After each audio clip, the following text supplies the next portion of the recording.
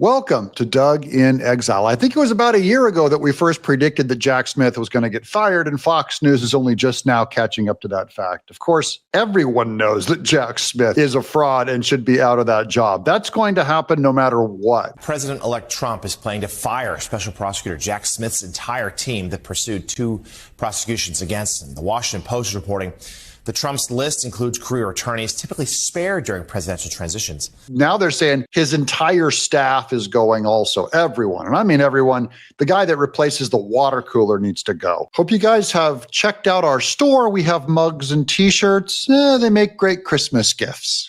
The Washington Post reports that President-elect Trump plans to fire the entire team that worked under Special Counsel Jack Smith at the Justice Department. Those DOJ employees worked on 2 federal prosecutions against the incoming president. Hit the road, Jack. Don't you come back no more, no more. You and all of your cronies. Why? First of all, you were illegally appointed. So that's one reason why you go. But the other reason is all of the people who worked for you, with you, clerked for you, helped you pursue Trump. You have the wrong legal theory. That is, you can't be trusted. You're a fraud and a weirdo. You did stuff that was extra constitutional. It was all shut down by the courts, and you kept going. The Department of Justice, the prosecutors will be prosecuted, the bad ones. The investigators will be investigated because the deep state, last term for President Trump, they were hiding in the shadows, but now they have a spotlight on them. And that's why everybody, top to bottom, that smells of Jack Smith, you have hepatitis and you gotta go. The idea that an entire team might be fired. Now, it's not unusual for an incoming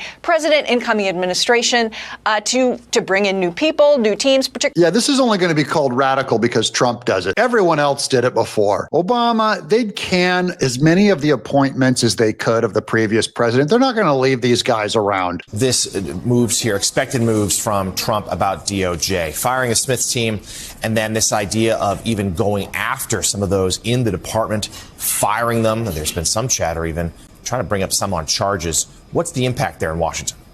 I think the big impact is that it has a huge chilling effect on the Department of Justice and its willingness to investigate certainly President Trump, but more importantly, to investigate anybody who might be affiliated with him. Obviously, as president, he has the ability to fire any political appointees who have not already resigned. Certainly, there's also a potential chilling effect where you have civil servants who decide that rather than being fired, they want to resign. So suddenly it's all, gee, why would Trump ever go fire Jack Smith and all of his floor of employees that tried to throw Trump in prison, get his name thrown off a ballot, fine him, tie him up in court so that he couldn't run, take his name off a ballot, declare him an insurrectionist, have him impeached. I wonder why Trump wouldn't leave those lawyers around. But then you have to look at the fact that these attorneys working under Jack Smith were pushing a novel legal issue that failed at almost every turn, to include as it went up to the Supreme Court. So if those are the attorneys that were working there, does Donald Trump really want those attorneys to continue in the DOJ? No, you don't want a novel, legal, brand new reading of the Constitution by a bunch of fraud, hippie, communist lawyers inventing new forms of law. You don't want them. It's not a laboratory. Okay, these are people who are supposed to defend our Constitution. And then they're saying that Trump attacked the Constitution when really it was Jack Smith who attacked the Constitution. You can't leave this guy around for the job. And I mean, none of them. There's probably 20 floors of people that worked on this case to the tune of millions of dollars where they've wasted the American taxpayers' dollars. Every person who touched this thing and didn't stand up and revolt needs to be absolutely fired and probably thrown in prison. And so I think it's absolutely appropriate to be thinking about and talking about the idea that those folks may be well suited to leave the DOJ. We're not talking criminal prosecutions of those folks. I am. There's nothing wrong or unusual with an attorney general who shares the same politics and ideology as the president. That's the way these things work. But I think the big problem with Pam Bondi is she was a vocal 2020 election denier. Oh, that's Eli Honig using the word. And this is one of the few times I actually disagree with Eli Honig. But this whole shit, Pam Bondi's an election denier. Election denier goes in the same bin as the names have been thrown around to Trump, at Trump. Sexist, homophobe, election denier.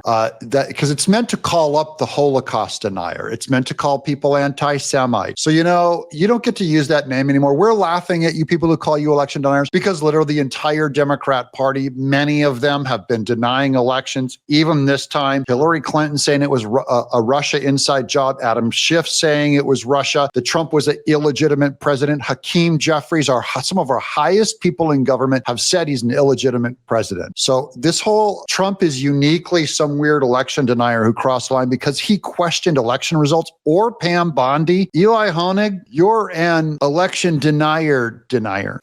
And you're even worse. You're worse. Let people speak. Let people have their own opinion. And you know what happened in Bucks County, Bucks County, Pennsylvania? They found out that people were trying to count ballots that had no signatures, illegal ballots that were dropped off after voting day. And the Republicans went in and questioned it. They weren't called an election denier, but they did the same thing that Trump wanted to do in 2020. That's all. It's not radical, buddy. So stop the name calling, you hack. And I think that raises legitimate questions about her independence and her credibility, and I expect that to be a sticking point when she goes in front of the Senate. No, go away. I think you should be fired for not believing that votes can be stolen, for not believing that Democrats went into Pennsylvania and tried to count ballots that was reversed by the courts. That is, the courts came in and said, you tried to do what you actually did do in 2020, which, remember, the Supreme Court, the local courts, they had to open up the votes because of COVID to let people drop them off later and let non-matching signatures count and things like that. I'm not even